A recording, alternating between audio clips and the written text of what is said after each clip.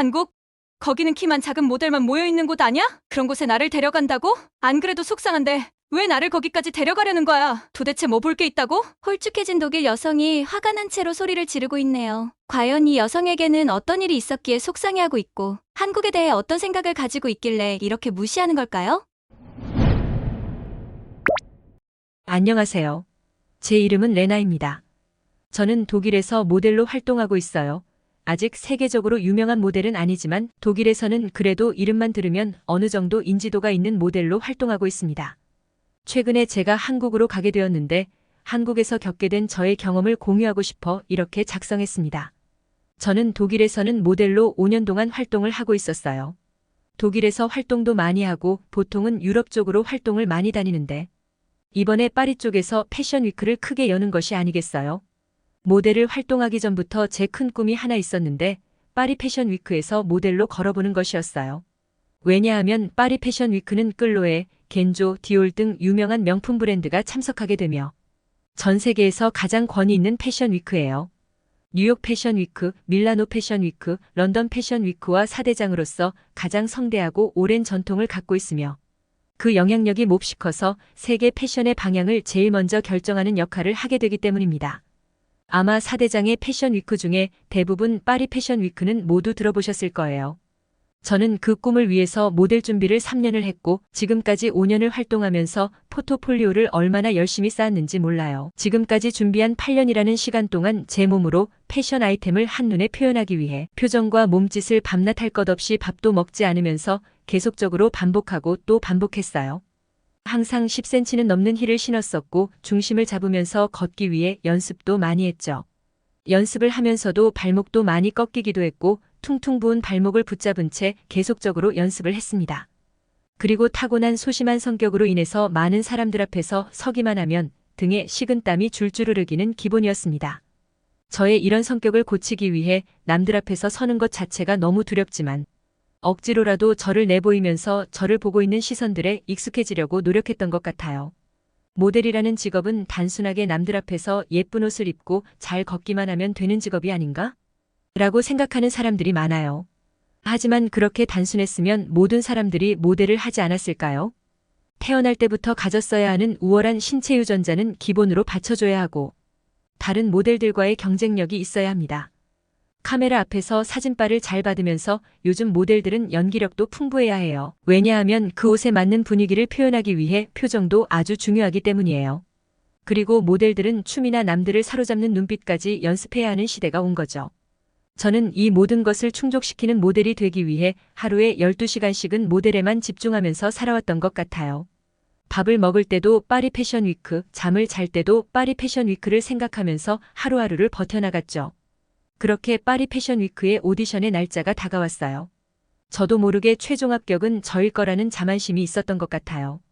그땐 제 8년의 노력을 심사위원들이 모를 수 없다고 자신감이 넘치는 상태였죠. 그렇게 최종 오디션 당일이 되었어요. 오늘 새벽까지 무리를 하면서 만족하는 워킹이 될 때까지 연습했던 것 같아요. 그래서였을까요? 아침이 되니 저는 일어나서 걸을 수 없었습니다. 이전부터 계속 고질병으로 있었던 발목이 인대에 염증이 차버렸는지 발을 바닥에 대기만 해도 발목이 찌릿하면서 더 이상 일어날 수도 없었습니다. 어떻게든 일어나려고 했습니다. 8년간의 저의 집착과 노력이 한순간에 물거품이 되게 만들 수가 없었기 때문이에요. 하지만 저는 그날 끝끝내 하이힐을 신기는커녕 운동화를 신을 수도 없는 통증을 느끼게 되었고 하루 종일 최종 오디션을 가지 못한 채 하염없이 눈물만 흘렸던 것 같습니다. 그렇게 제 눈에서 눈물이 나오는 것도 그날 처음 알았습니다. 그렇게 허망할 수가 없었습니다. 오늘 하루만 버티면 되는 것이었는데 단 몇 시간도 버텨주지 못하는 제 발목이 너무 원망스럽기도 했어요. 지금 와서 생각해보면 운동선수들은 몸 관리도 실력이라고 하잖아요. 저도 프로 모델이면 몸 컨디션도 생각해가면서 관리를 했어야 했는데 지나치게 무리를 한 것도 실력이라면 실력이었던 거죠. 저는 이걸 인정하기까지 꽤 오랜 시간이 걸렸던 것 같아요. 왜냐하면 한동안 폐인이 되어서 집에서 아무것도 하지 않고 살 수 있는 정도로만 먹으면서 울면서 지냈거든요. 그러다가 전화 한 통이 왔어요. 제가 모델 준비생으로 있었을 때부터 가장 친하게 지낸 친구 에밀이었죠. 이 친구로 인해서 제가 모델을 준비할 때 버틸 수 있었을 만큼 의지를 많이 하는 친구였어요. 에밀리의 전화가 울리는 핸드폰을 보면서 또 서러워 하염없이 오열을 했던 것 같아요. 그렇게 좀 진정이 된 후 제가 다시 에밀리한테 전화를 걸었습니다. 에밀리는 자괴감에 빠진 저를 구해주기 위해 선물을 하나 준비했다며 3일 후 캐리어에 2박 3일 짐을 싸고 공항으로 오라고 했었습니다. 아무것도 하기 싫은 저는 에밀리의 제안을 거절했지만 에밀리는 그날 공항으로 오지 않으면 저와 다시는 보지 않을 거라고 단호하게 말해서 끝까지 거절할 수 없었습니다. 왜냐하면 모든 사람이 없어도 에밀리는 없으면 안 될 만큼 저에게 있어서 에밀리는 가족 같은 사람이었기 때문입니다. 3일 후 꾸역꾸역 옷을 입고 화장을 하려고 화장실에 거울을 보는데 너무 폐인이 되어버린 제 모습을 보면서 충격을 먹었습니다. 손으로 제 얼굴을 쓸어내리는데 너무 볼이 패여버려 볼품이 없어 보였죠. 그때 좀 생각의 전환이 되었던 것 같아요.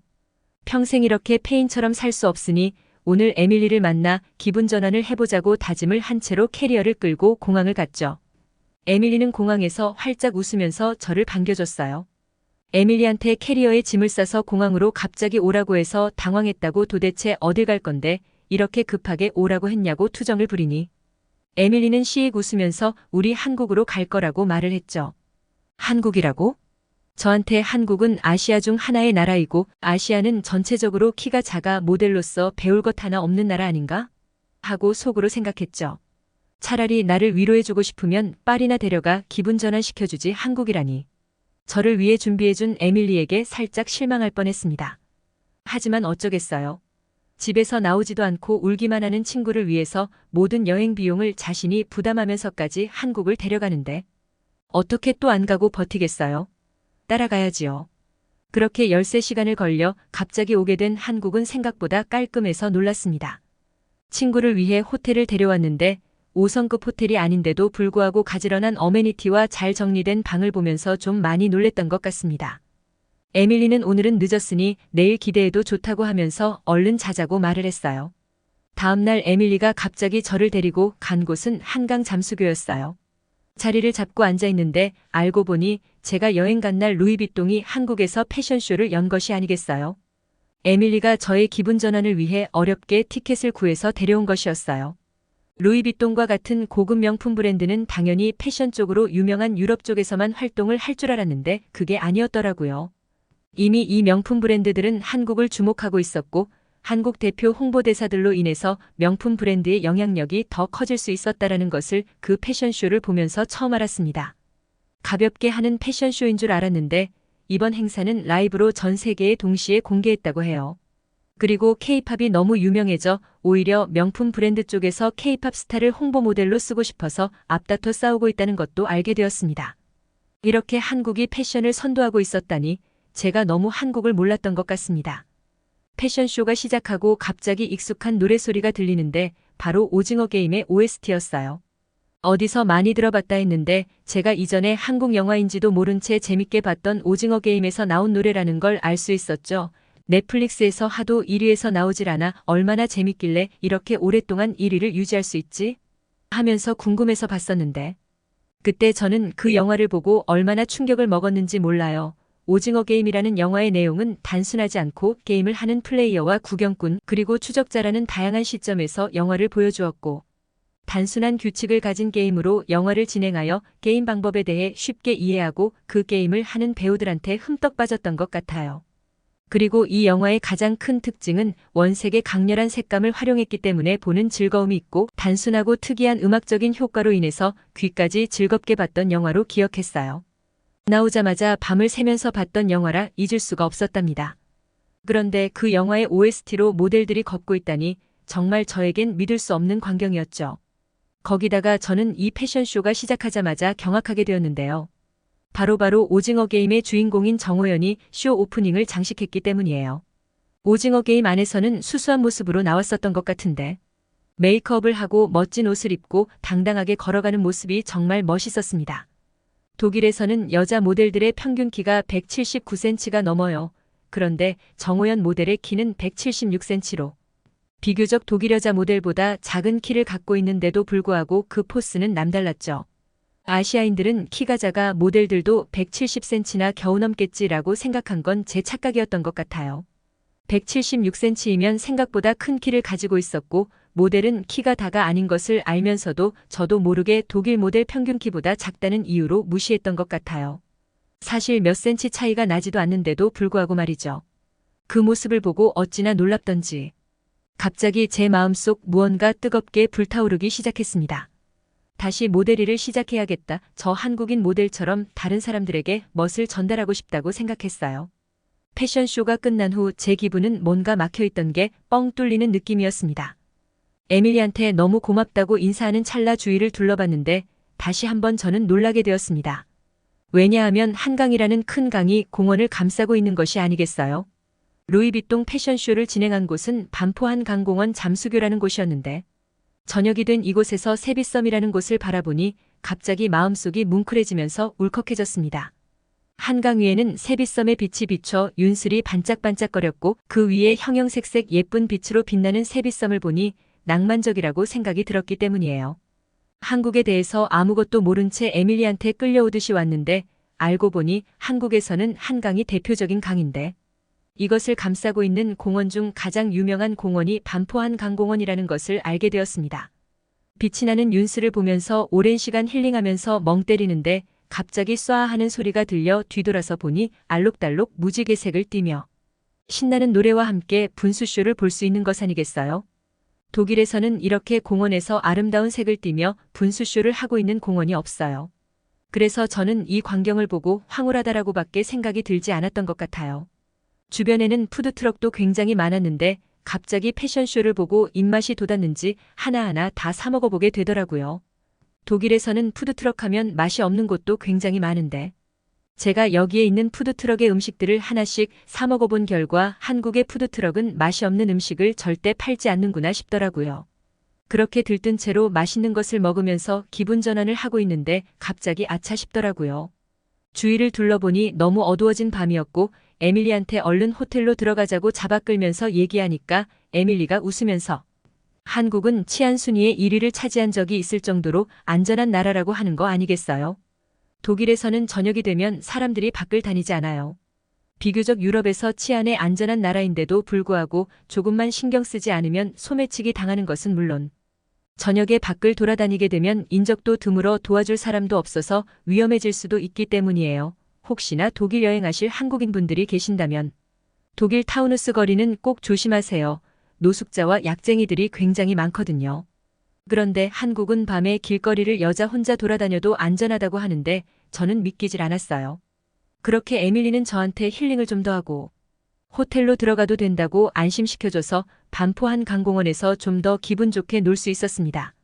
이제 막 호텔로 들어가려는데 앞에 짧은 청바지를 입은 여성분의 뒷주머니에 핸드폰이 꽂혀 있는 것 아니겠어요? 저는 그것을 보고 놀라 뛰어가서 저도 모르게 번역기를 돌려 바지 뒷주머니에 핸드폰을 넣고 다니면 누군가 핸드폰을 가져갈 수 있으니 조심하라고 알려줬는데 저를 이상하게 보고 휙 지나가는 거 아니겠어요? 저는 조심하라고 알려준 것인데 그것을 이상하게 보는 것에 기분이 상해 에밀리한테 가서 말하니 한국에서는 다른 사람의 물건에 대해 절대 훔쳐가지 않는다고 한 번 더 얘기를 해줬어요. 독일에서는 절대 테이블 위에 핸드폰을 꺼내놓지 않아요. 진짜 한눈을 판 사이에 누가 휙 가져가 버리는 것이 순식간이거든요.